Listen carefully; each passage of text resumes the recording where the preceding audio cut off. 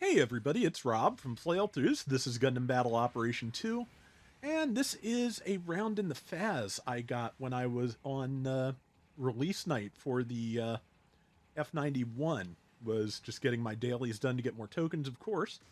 And yeah, realized that with the new beam armor part, FAZZ could get really, really high beam defense. I got it up to 70, which is, absent any hanger skills, the cap.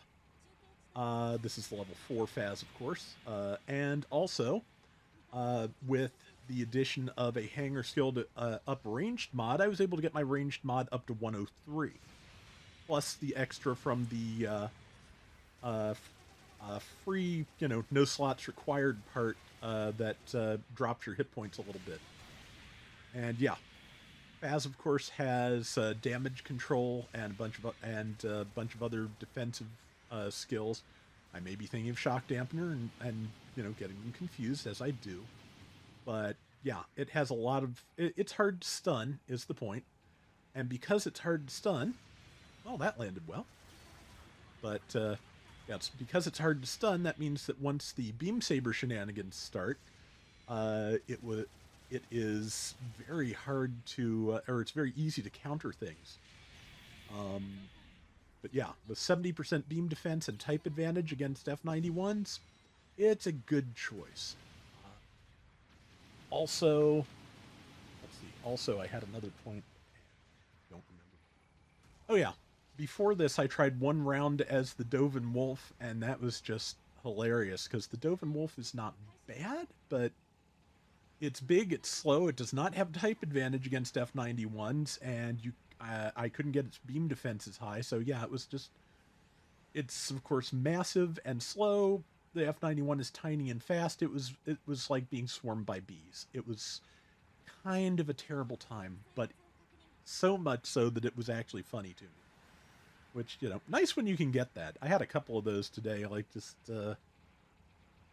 just kind of when I was running the refined goof, I did a round where I missed my heat rod, and I had like 90 hit points, and I'm just kind of sitting there, with no boost, waiting for to get out of that animation, and just kind of sitting there like staring, like, huh, it didn't work, and then I explode. So yeah, that was fun. I don't know if that's in the one I'm gonna run or not. We'll find out in a few days. But yeah, at least most of the rounds I've played lately have not been frustrating to me. They've just been, when they've gone wrong, they've gone funny wrong. I'll take that. But yeah, and as you can see, just I've managed to tank an awful lot of hits here. So that is definitely working out to my advantage. And there's a Vulcan kill. FAZZ does have really good Vulcans. Yeah, this I'm really happy this strategy worked. Um, and again, the hangar expansion part is not particularly necessary to make this work out. I don't think it's certainly helpful to have that extra attack. But if you got the new beam armor part, you can probably just do this, hangar upgrade or no. I really want more of those fancy custom parts to be more available because yeah, that they are. There are more and more situations I feel like where they really help create specific builds in a way that do give you like a marked advantage. This being one of them.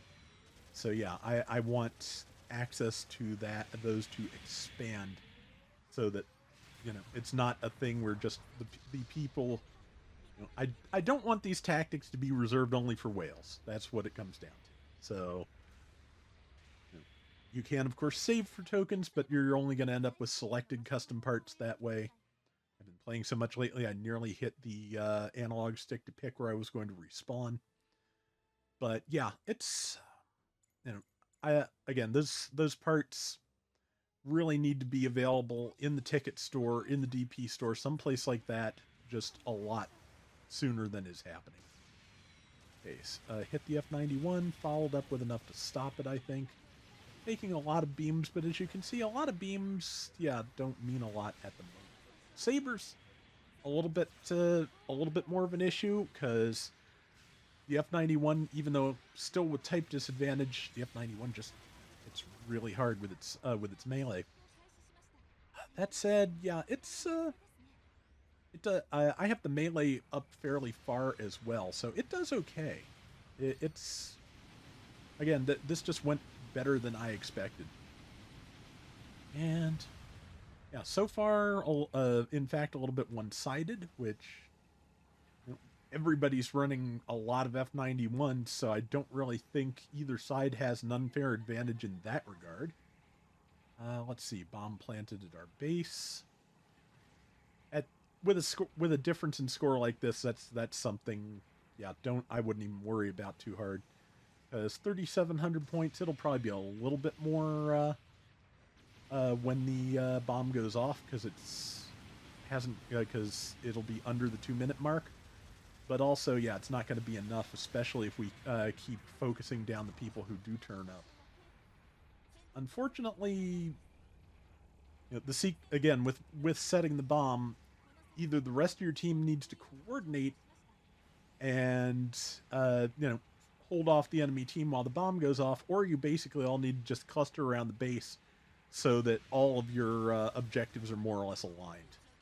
Accidentally shot through somebody there. I probably should have said sorry, but I'm not sure I realized I'd done it when I was playing. So, yeah, yep, base down.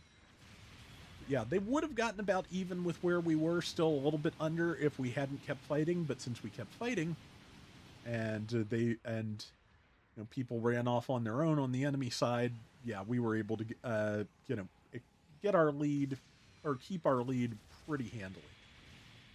But yeah, I feel like that's the biggest advantage FAZZ has against fighting F91s.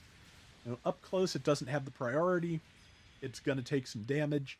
At range, it takes less damage, and the Garrowby version of the Visbert is not enough to stop it. So that's kind of like the main thing. Man.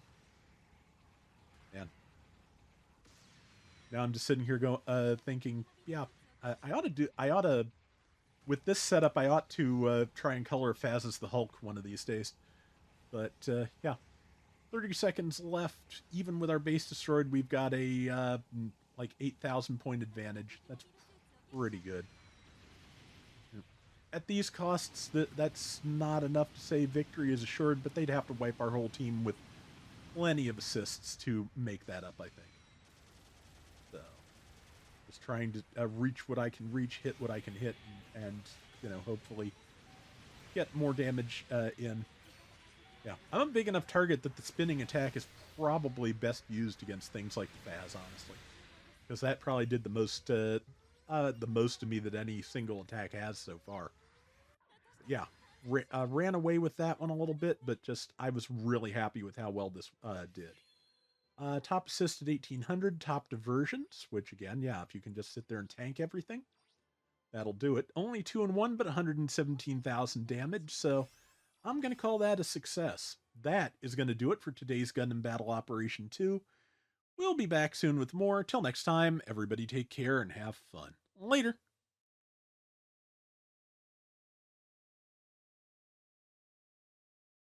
One of these days, I want to get a model kit or a figure of the FAZZ, but because it is, large and really chunky, it tends to be kind of expensive, except for the smallest or oldest kits. I'm not even sure the Gundam Sentinel FAZZ kit is that cheap anymore.